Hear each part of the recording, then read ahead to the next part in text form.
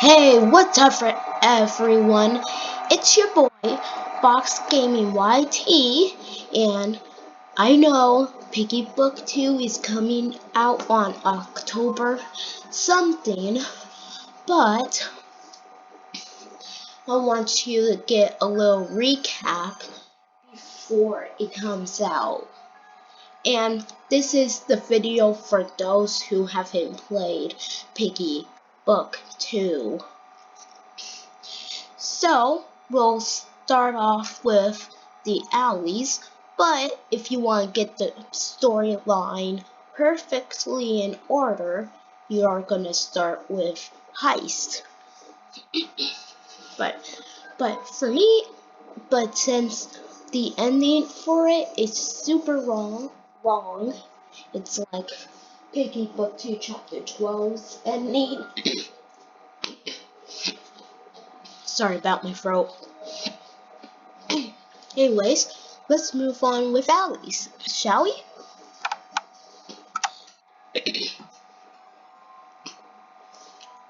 Okay, so this is what happens.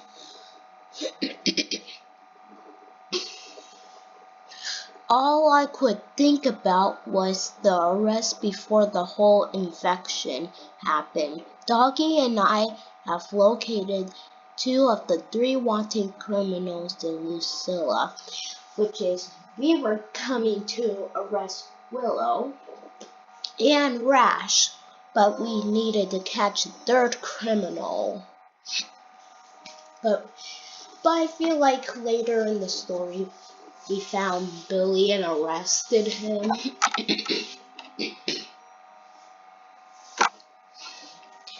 Before the infection. So now let's continue. As it turns out, they have been lurking in the alleys, a dark and filthy place.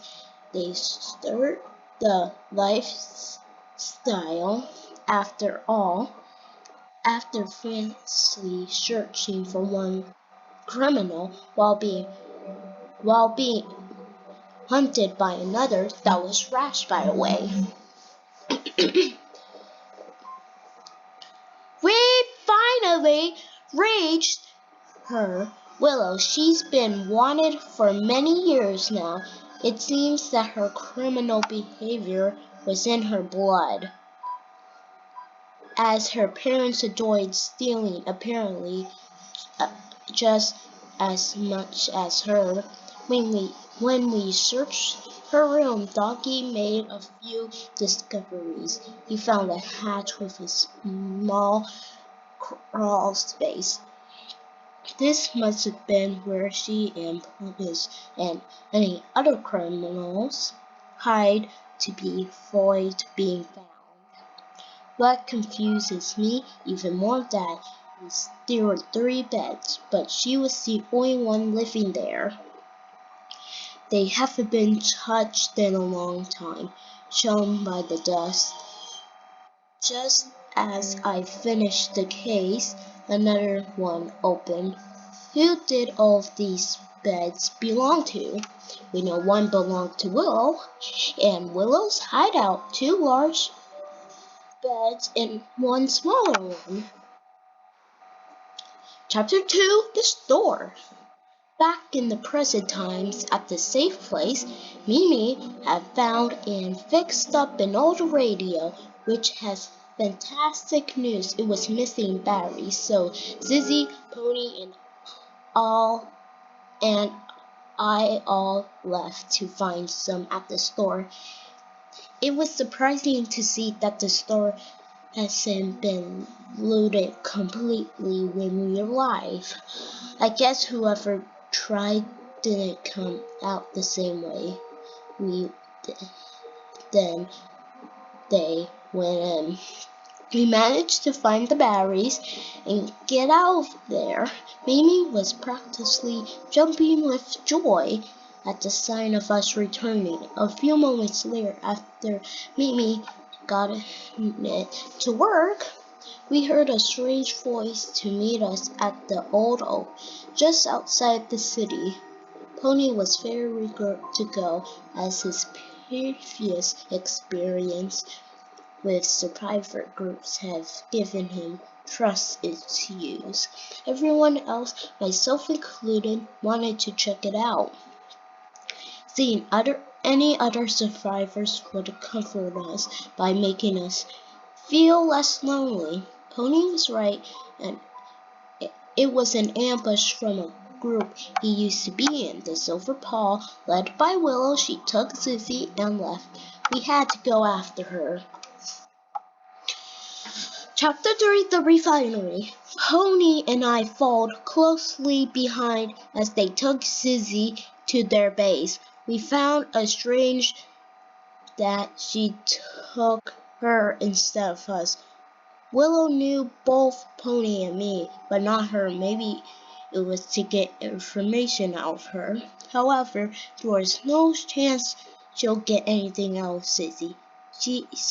Susie is a fighter.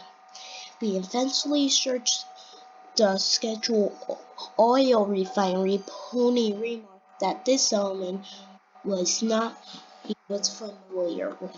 This group was potentially larger than what we seen from them. Pony and I entered the building, narrowing escaped a tiger with depression in his eyes. We find Sissy in a damned room, finding an infected former officer. It was Polly, a senior, surprised his age. He was very capable of handling many hand-to-hand issues. Unfortunately, Sissy was caught off guard and scratched by Polly. We were disrupted and lost. She told us to be the best for us to leave before we got any more trouble. Pony didn't want to leave her at all.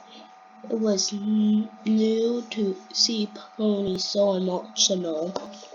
I was too familiar with the loss of others. I seen it happen so many times that now, while hurt, I was ready for it. We said our goodbyes to Sissy as she left the cell to create a distraction for us to escape. We'll never forget you, Sissy. Oh yeah, and I'm not counting event maps. I'll do a part 2 of event maps, by the way, for the storyline.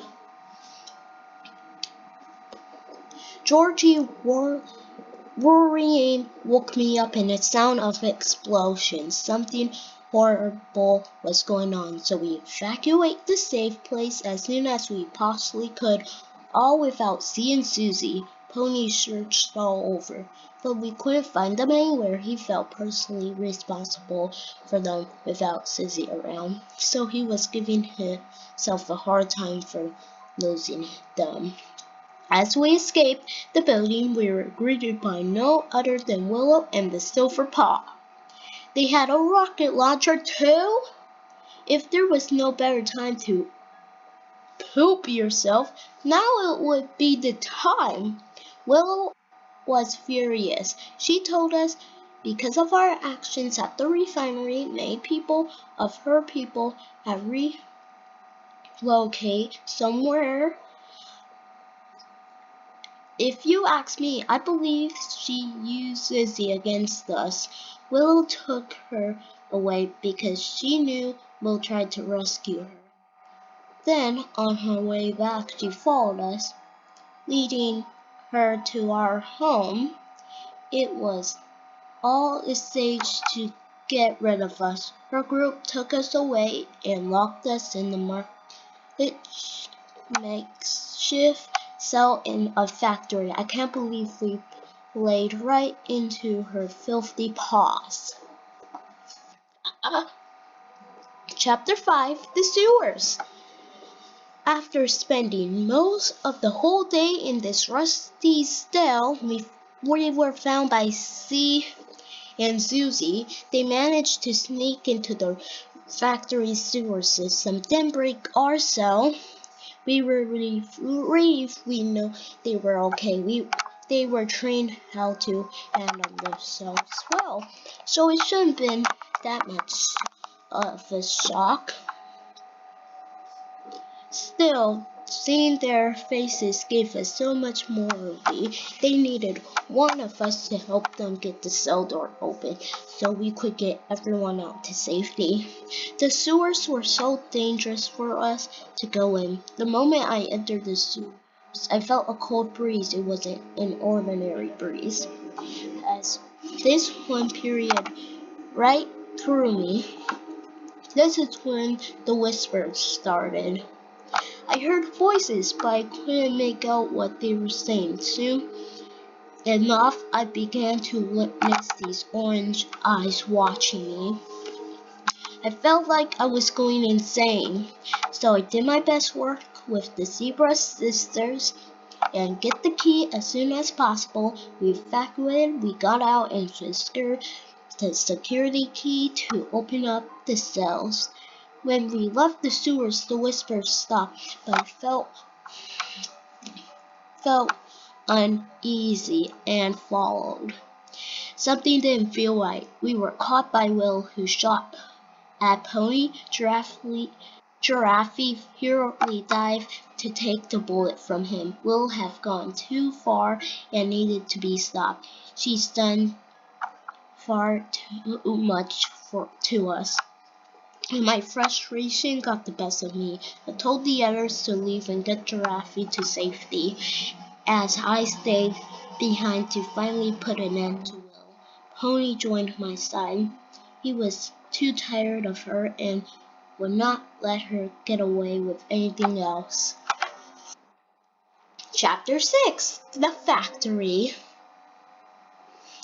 Willow almost testily gives us a head start in our duel. She fired her weapon into the air, destroying all the lights above us, covering the scene of darkness.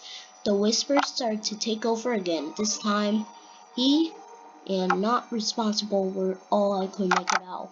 As Pony and I made our way up to the factory, we came across many of the Silver Paw members in danger. I wonder if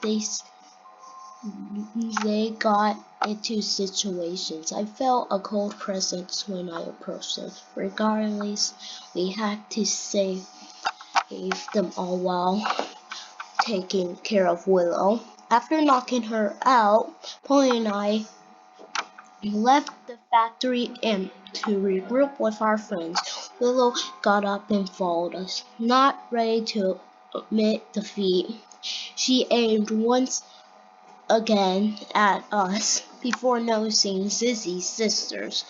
She looked puzzled and sadness to see them. The tiger walked by with a key on his side, throwing a dagger to disarm Willow. She had probably seen us help his friends in need and was tired of Willow. She broke down and apologized for her actions. I'd never seen her so beaten down before. The Silver Paw members that we rescued thanked us for saving them. Will told us she knew how to save Dizzy. That response caught us off guard because we did not expect Will to help us, let alone know to bring someone back. Pony, as usual, expression yet Willow is confusing, to say the least, but what other choice did we have? There was any hope for a cure. We had to take it. This was our only chance to finally fight back against this horrible infection tearing us apart. The Silver Paw offered to take care of Giraffe as the rest of the group joined on our journey. That was part 1, so now I'll do part 2 of this because I can't do all of this.